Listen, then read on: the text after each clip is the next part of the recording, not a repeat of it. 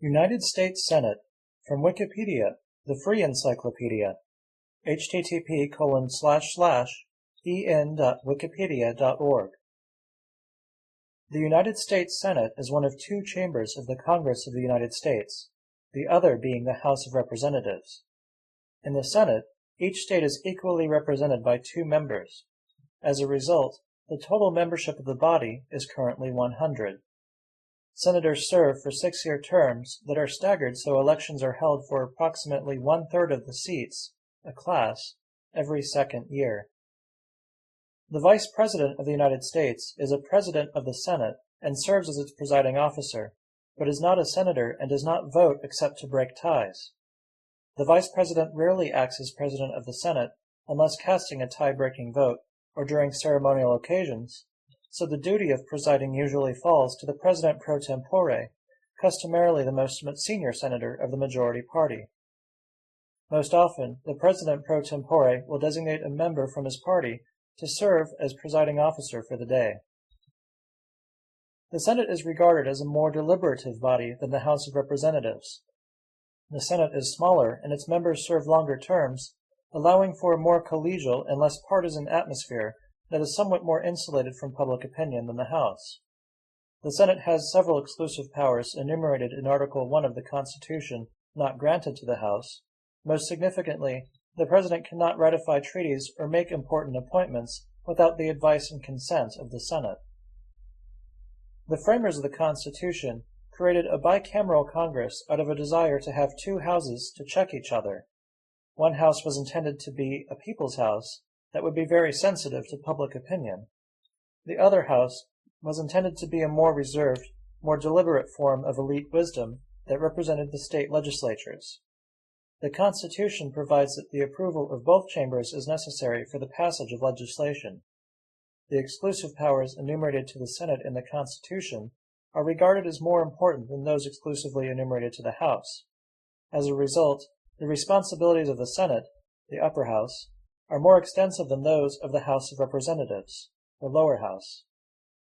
The Senate of the United States was named after the ancient Roman Senate. The chamber of the United States Senate is located in the north wing of the Capitol building in Washington, D.C., the national capital. The House of Representatives convenes in the south wing of the same building. Section 1. Members and Elections. Article 1 of the Constitution stipulates that each state may elect 2 senators. The Constitution further stipulates that no constitutional amendment may deprive a state of its equal suffrage in the Senate without the consent of the state concerned.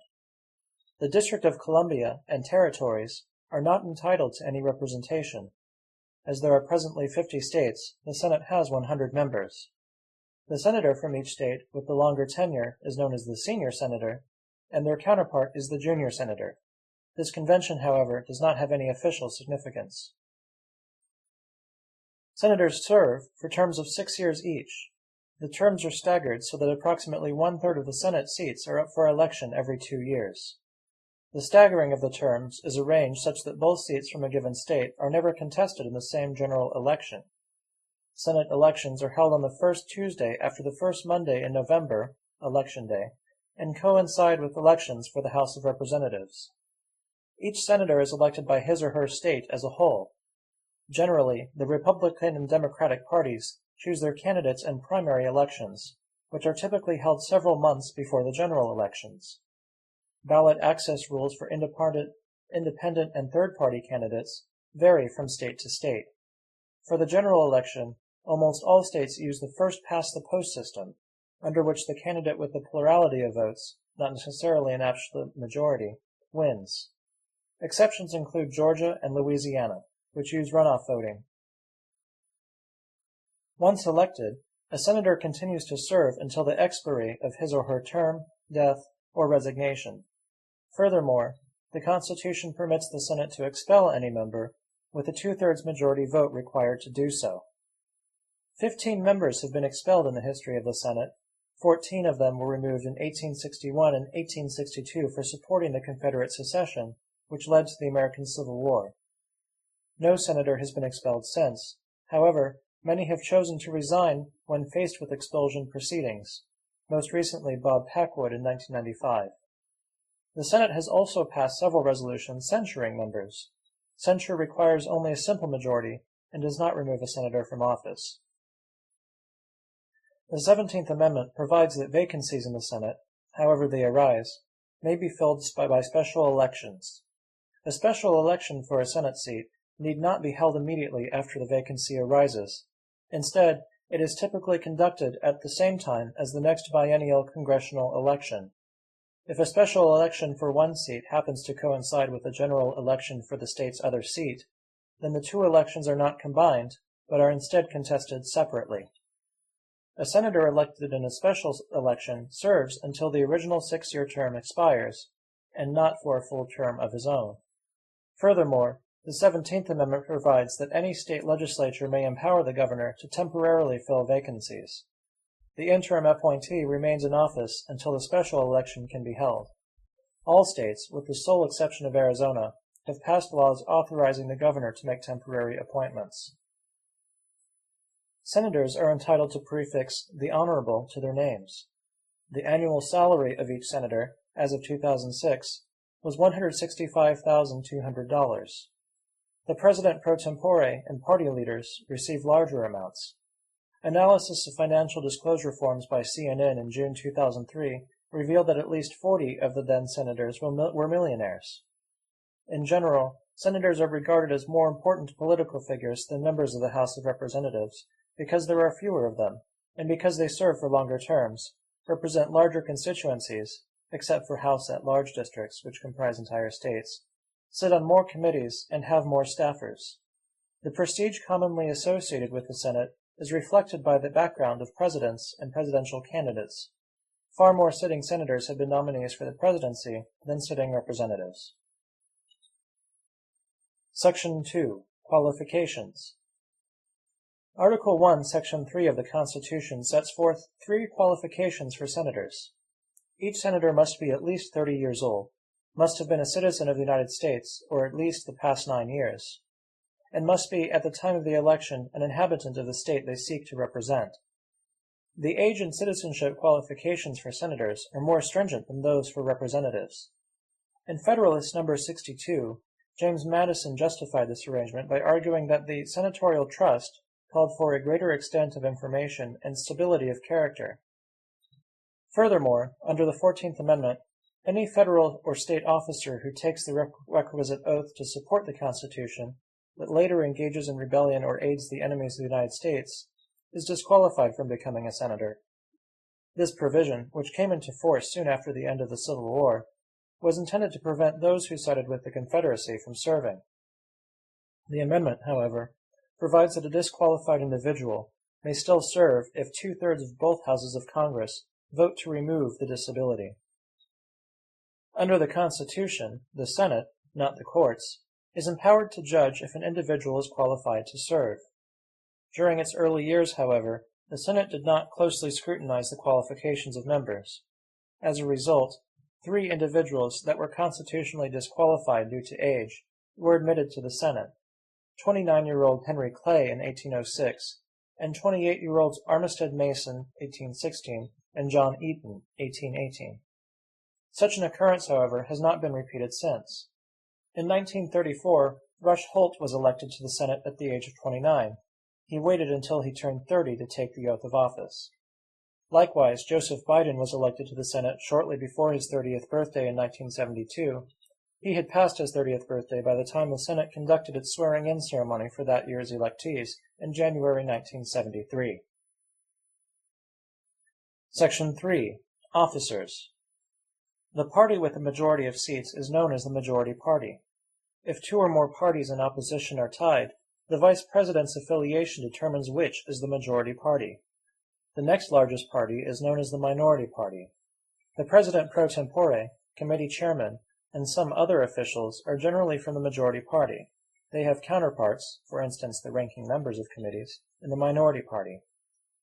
The Constitution provides that the Vice President of the United States serves as the President of the Senate and holds a vote which can only be cast to break a tie.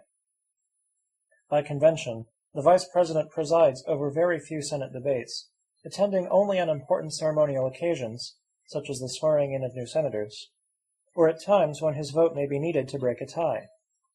The Constitution also authorizes the Senate to elect a president pro tempore, Latin for temporary president, to preside in the vice president's absence. The most senior senator of the majority party is customarily chosen to serve in this position. The president pro tempore is currently Senator Ted Stevens, Republican of Alaska. Like the vice president, the president pro tempore does not normally preside over the Senate. Instead, he typically delegates the responsibility of presiding to junior senators of a majority party. Frequently, freshman senators, newly elected members, are allowed to preside so that they may become accustomed to the rules and procedures of the body. The presiding officer sits in a chair in the front of the Senate chamber. The powers of the presiding officer are extremely limited. He primarily acts as the Senate's mouthpiece, performing duties such as announcing the results of votes. The Senate's presiding officer controls debates by calling on members to speak. The rules of the Senate, however, compel him to recognize the first senator who rises. The presiding officer may rule in any point of order, a senator's objection that a rule has been breached, but the decision is subject to appeal to the whole House. Thus, the powers of the presiding officer of the Senate are far less extensive than those of the Speaker of the House. Each party elects a senator to serve as floor leader, a position which entails acting as the party's chief spokesperson. The Senate Majority Leader is, furthermore, responsible for controlling the agenda of the Senate. For example, he schedules debates and votes. Each party also elects a whip to assist the leader. A whip works to ensure that his party's senators vote as the party leadership desires. The Senate is also served by several officials who are not members. The Senate's chief administrative officer is the Secretary of the Senate, who maintains public records, disperses salaries, monitors the acquisition of stationery and supplies, and oversees clerks. The Secretary is aided in his work by the Assistant Secretary of the Senate. Another official is the Sergeant-at-Arms, who, as the Senate's chief law enforcement officer, maintains order and security on the Senate premises. The Capitol Police handles routine police work, with the Sergeant-at-Arms primarily responsible for general oversight. Other employees include the chaplain and pages. Section 4. Procedure. Like the House of Representatives, the Senate meets in the United States Capitol in Washington, D.C. At one end of the chamber of the Senate is a dais from which the presiding officer, the vice president or the president pro tempore, presides. The lower tier of the dais is used by clerks and other officials. 100 desks are arranged in the chamber in a semicircular pattern. The desks are divided by a wide central aisle. By tradition, Democrats sit on the right side of the center aisle, while Democrats sit on the left, as viewed from the presiding officer's chair. Each senator chooses a desk on the basis of seniority within his party. By custom, the leader of each party sits in the front row. Sittings are normally held on weekdays, meetings on Saturdays, and Sundays are rare. Sittings of the Senate are generally open to the public and are broadcast live on television by C-SPAN 2. Senate procedure depends not only on the rules, but also on a variety of customs and traditions. In many cases, the Senate waives some of its stricter rules by unanimous consent. Unanimous consent agreements are typically negotiated beforehand by party leaders. Any senator may block such an agreement, but, in practice, objections are rare. The presiding officer enforces the rules of the Senate and may warn members who deviate from them. The presiding officer often uses the gavel of the Senate to maintain order. The Constitution provides that a majority of the Senate constitutes a quorum to do business. Under the rules and customs of the Senate, a quorum is always assumed to be present unless a quorum call explicitly demonstrates otherwise. Any senator may request a quorum call by suggesting the absence of a quorum. A clerk then calls the roll of the Senate and notes which members are present. In practice, senators almost always request quorum calls not to establish the presence of a quorum, but to temporarily delay proceedings. Such a delay may serve one of many purposes. Often, it allows Senate leaders to negotiate compromises off the floor. Once the need for a delay has ended, any senator may request unanimous consent to rescind the quorum call.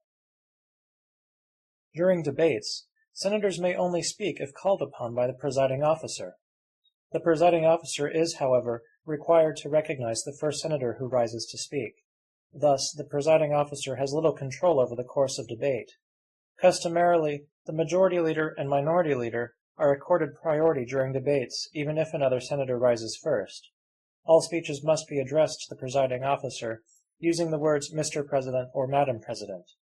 Only the presiding officer may be directly addressed in speeches. Other members must be referred to in the third person. In most cases, senators do not refer to each other by name, but by state, using forms such as the senior senator from Virginia or the junior senator from California. There are very few restrictions on the content of speeches. There is no requirement that speeches be germane to the matter before the Senate. The rules of the Senate provide that no senator may make more than 2 speeches on a motion or bill on the same legislative day. A legislative day begins when the Senate convenes and ends with adjournment.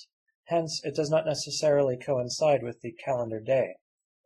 The length of these speeches is not limited by the rules. Thus, in most cases, senators may speak for as long as they please. Often, the Senate adopts unanimous consent agreements imposing time limits. In other cases, for example, for the budget process, limits are imposed by statute. In general, however, the right to unlimited debate is preserved. The filibuster is a tactic used to defeat bills and motions by prolonging debate indefinitely. A filibuster may entail long speeches, dilatory motions, and an extensive series of proposed amendments. The longest filibuster speech in the history of the Senate was delivered by Strom Thurmond, who spoke for over 24 hours in an unsuccessful attempt to block the passage of the Civil Rights Act of 1957. The Senate may end a filibuster by invoking cloture. In most cases, cloture requires the support of 3/5 of the Senate. However, if the matter before the Senate involves changing the rules of the body, a 2/3 majority is required. Cloture is invoked very rarely, particularly because bipartisan support is usually necessary to obtain the required supermajority. If the Senate does invoke cloture, debate does not end immediately. Instead, further debate is limited to 30 additional hours, unless increased by another 3/5 vote. When debate concludes, the motion in question is put to a vote. In many cases, the Senate votes by voice vote. The presiding officer puts the question, and members respond either aye, in favor of the motion, or no, against the motion. The presiding officer then announces the result of the voice vote. Any senator, however, may challenge the presiding officer's assessment and request a recorded vote. The request may be granted only if it is seconded by 1/5 of the senators present. In practice, however, senators second a request for recorded votes as a matter of courtesy. When a recorded vote is held, the clerk calls the roll of the Senate in alphabetical order. Each senator responds when his or her name is called. Senators who miss the roll call may still cast a vote as long as the recorded vote remains open. The vote is closed at the discretion of the presiding officer, but must remain open for a minimum of 15 minutes. If the vote is tied, the vice president, if present, is entitled to a tie-breaking vote. If the vice president is not present, however, the motion fails. On occasion, the Senate may go into what is called a secret or closed session.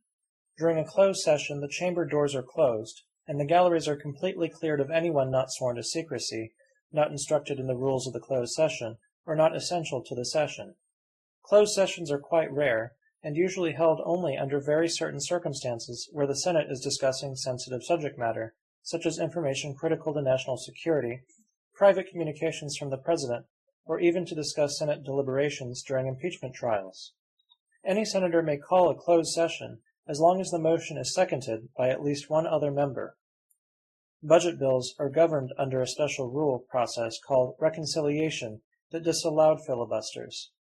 Reconciliation was devised in 1974, but came into use in the early 1980s. Section 5. Committees. The Senate uses committees, as well as their subcommittees, for a variety of purposes, including the review of bills and the oversight of the executive branch. The appointment of committee members is formally made by the whole Senate, but the choice of members is actually made by political parties. Generally, each party honors the preferences of individual senators, giving priority on the basis of seniority. Each party is allocated seats on committees in proportion to its overall strength. Most committee work is performed by 16 standing committees, each of which has jurisdiction over a specific field such as finance or foreign relations. Each standing committee may consider, amend, and report bills that fall under its jurisdiction. Furthermore, each standing committee considers presidential nominations to offices related to its jurisdiction. For instance, the Judiciary Committee considers nominees for judgeships, and the Foreign Relations Committee considers nominees for positions in the Department of State. Committees have extensive powers with regard to bills and nominees. They may block nominees and impede bills from reaching the floor of the Senate. Finally, standing committees also oversee the departments and agencies of the executive branch. In discharging their duties, standing committees have the power to hold hearings and to subpoena witnesses and evidence. The Senate also has several committees that are not considered standing committees. Such bodies are generally known as select committees or special committees. Examples include the Select Committee on Ethics and the Special Committee on Aging. Legislation is referred to some of these committees, though the bulk of legislative work is performed by the standing committees. Committees may be established on an ad hoc basis for specific purposes. For instance, the Senate Watergate Committee was a special committee created to investigate the Watergate scandal. Such temporary committees cease to exist after fulfilling their tasks. Finally, the Congress includes joint committees, which include members of both the Senate and the House of Representatives. Some joint committees oversee independent government bodies. For instance, the Joint Committee on the Library oversees the Library of Congress. Other joint committees serve to make advisory reports. For example, there exists a Joint Committee on Taxation. Bills and nominees are not referred to joint committees. Hence, the power of joint committees is considerably lower than those of standing committees. Each Senate committee and subcommittee is led by a chairman, always a member of the majority party. Formerly, committee chairmanship was determined purely by seniority. As a result, several elderly senators continue to serve as chairman despite severe physical infirmity or even senility. Now, committee chairmen are in theory elected, but in practice, seniority is very rarely bypassed. The chairman's powers are extensive. He controls the committee's agenda and may prevent the committee from approving a bill or presidential nomination. Modern committee chairmen are typically not forceful in exerting their influence, although there have been some exceptions. The second highest member, the spokesman on the committee for the minority party, is known in most cases as the ranking member. In the Select Committee on Intelligence and the Select Committee on Ethics, however, the senior minority member is known as the vice chairman. Section 6. Legislative Functions. Most bills may be introduced in either house of Congress. However, the Constitution provides that all bills for raising revenue shall originate in the House of Representatives. As a result, the Senate does not have the power to initiate bills imposing taxes. Furthermore, the House of Representatives holds that the Senate does not have the power to originate appropriation bills, or bills authorizing the expenditure of federal funds. Historically, the Senate has disputed the interpretation advocated by the House. However, when the Senate originates an appropriations bill, the House simply refuses to consider it, thereby settling this dispute in practice. The constitutional provision barring the Senate from introducing revenue bills is based on the practice of the British Parliament, in which only the House of Commons may originate such measures. Although the Constitution gave the House the power to initiate revenue bills, in practice the Senate is equal to the House in the respects of taxation and spending. As Woodrow Wilson wrote, quote, "The Senate's right to amend revenue bills has been allowed the widest possible scope.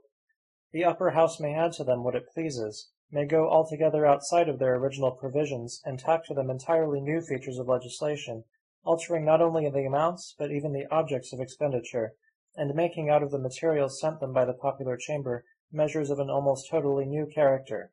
End quote. The approval of both the Senate and the House of Representatives is required for any bill, including a revenue bill, to become law. Both houses must pass the exact same version of the bill. If there are differences, they may be resolved by a conference committee, which includes members of both bodies. Section 7. Checks and balances. The Constitution provides that the President can make certain appointments only with the advice and consent of the Senate. Officials whose appointments require the Senate's approval include members of the Cabinet, heads of federal executive agencies, ambassadors, justices of the Supreme Court, and other federal judges. However, Congress may pass legislation to authorize the appointment of less important officials without the Senate's consent. Typically, a nominee is first subject to a hearing before a Senate committee. Committees may block nominees, but do so relatively infrequently. Thereafter, the nomination is considered by the full Senate. In a majority of the cases, nominees are confirmed. Rejections of cabinet nominees are especially rare. There have been only 9 nominees rejected outright in the history of the United States. The powers of the Senate with respect to nominations are, however, subject to some constraints. For instance, the Constitution provides that the President may make an appointment during a congressional recess without the Senate's advice and consent. The recess appointment remains valid only temporarily. The office becomes vacant again at the end of the next congressional session. Nevertheless, presidents have frequently used recess appointments to circumvent the possibility that the Senate may reject the nominee. Furthermore, as the Supreme Court held in Myers v. United States, although the Senate's advice and consent is required for the appointment of certain executive branch officials, it is not necessary for their removal. The Senate also has a role in the process of ratifying treaties. The Constitution provides that the President may only ratify a treaty if 2/3 of the senators vote to grant advice and consent. However, not all international agreements are considered treaties, and therefore do not require the Senate's approval. Congress has passed laws authorizing the President to conclude executive agreements without action by the Senate. Similarly, the President may make congressional executive agreements with the approval of a simple majority in each House of Congress, rather than a 2/3 majority in the Senate. Neither executive agreements nor congressional executive agreements are mentioned in the Constitution, leading some to suggest that they unconstitutionally circumvent the treaty ratification process. However, the validity of such agreements has been upheld by the courts. The Constitution empowers the House of Representatives to impeach federal officials for treason, bribery, or other high crimes and misdemeanors, and empowers the Senate to try such impeachments. If the sitting President of the United States is being tried, the Chief Justice of the United States must preside over the trial. During any impeachment trial, senators are constitutionally required to sit on oath or affirmation. Conviction requires a 2/3 majority of the senators present. A convicted official is automatically removed from office. In addition, the Senate may stipulate that the defendant be banned from holding office in the future. No further punishment is permitted during the impeachment proceedings. However, the party may face criminal penalties in a normal court of law. In the history of the United States, the House of Representatives has impeached 16 officials, of whom 7 were convicted. 1 resigned before the Senate could complete the trial. Only 2 presidents of the United States have ever been impeached: Andrew Johnson in 1868 and Bill Clinton in 1999. Both trials ended in acquittal. In Johnson's case, the Senate fell 1 vote short of the 2/3 majority required for a conviction. Under the 12th Amendment, the Senate has the power to elect the vice president if no vice presidential candidate receives a majority of votes in the Electoral College. The 12th Amendment requires the Senate to choose from the 2 candidates with the highest numbers of electoral votes. Electoral College deadlocks are very rare. In the history of the United States, the Senate has only had to break a deadlock once, in 1837, when it elected Richard Mentor Johnson. The power to elect the president in the case of an Electoral College deadlock belongs to the House of Representatives. This sound file and all text in the article are licensed under the GNU Free Documentation License, available at www.gnu.org/copyleft/fdl.html.